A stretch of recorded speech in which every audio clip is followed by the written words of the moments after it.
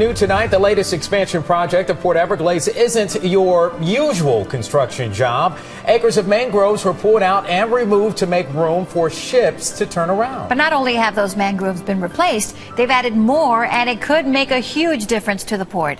NBC6 reporter Bobby Brooks shows us how.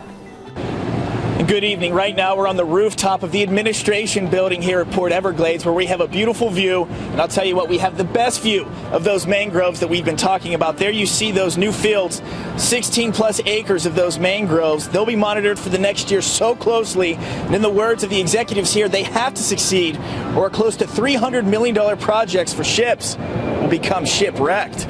Tiny baby mangroves. Who would have thought these fragile plants now hold the key to unlocking a bright new future for Port Everglades? These mangroves have been in the... Bob Musser is head of the environmental projects at the port. Well, Bob and Port Chief Executive Steven Sarnak say right now, if you can believe it, in a shipyard, the mangroves are a top priority. A project pinned right now set for about $270 million is riding, or rather sailing on it. With all the growth that's going on here at Port Everglades, we are berth constrained.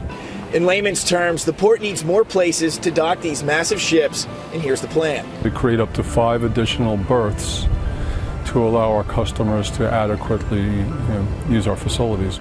In order to expand, land with a little more than 8 acres of protective mangroves are set to be wiped out. We're talking about plants necessary for our local ecosystem to survive. Most aquatic species spend some point of their life growing up in mangroves for protection, for food, for cover. So what the port has done and the state has mandated is double the amount ripped out with the new ones you're seeing today. In fact, the port can't even touch the expansion site until they've proven new mangroves can thrive. They do have to grow for a year and under a term that the state calls trending towards success. And with an expansion project and the vitality of our environment on the line, Bob and Steven say success is what it'll be. I certainly want to leave this place better for my children and my children's children. Now back out here, look at those fields. They'll be monitored so closely that if one of those mangroves die, a new one is going to be brought in to replace it. Another cool fact, that's going to become a new place for manatees to breed safely. For now at Port Everglades, Bobby Brooks, NBC6 News.